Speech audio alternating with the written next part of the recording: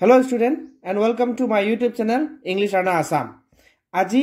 এই ভিডিওটো specially HSLC আৰু HS পাস সকল ক্যান্ডিডেট কাৰণে বনোৱা হৈছে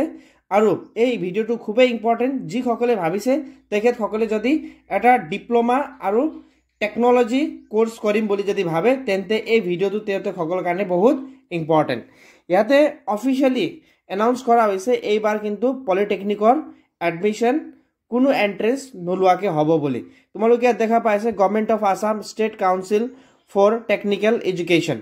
এইটো অফিশিয়াল নোটিফিকেশন হয় গভৰ্নমেন্ট ফালৰ পৰা দিয়া হৈছে আৰু ইয়াত তোমালোকে চেক কৰিব পাৰিব অফিশিয়াল ওয়েবসাইটত গৈ dte.assam.gov.in গৈ কিনে আৰু ইয়াত তোমালোকে নোটিফিকেশন দেখিছা as per official notification there will be no polytechnic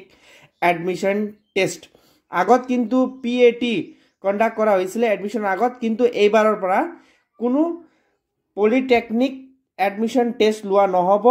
আৰু সকলো ষ্টুডেন্ট কাৰণে ডাইৰেক্ট এডমিশন মেৰিট বেসিছত দিয়া হ'ব বুলি কিন্তু ইয়াত লিখা আছে ইয়াত তোমালোকে পঢ়িব পাৰিবা from the session 24-25 onwards admission into the various polytechnic course under the director of technical education Assam will based on marks obtained মানে marks obtained ওপৰত তোমালোকৰ সকলো মেৰিট লিষ্ট বনোৱা হ'ব আৰু কিন্তু এটা মিনিমাম ৰিক্ৰুটমেন্ট ইয়াত দিয়া আছে তোমালোকে চাব পাৰিবা minimum average percentage in mathematics and science তোমালোকৰ মিনিমাম ম্যাথছ আৰু সায়েন্স সাবজেক্টত কিন্তু 40% জেনাৰেল কাৰণে আৰু ওবিসি কাৰণে 40% আৰু এসটি আৰু এসসি কাৰণে 35 আৰু 33% মিনিমাম ইখিনি কিন্তু লাগিব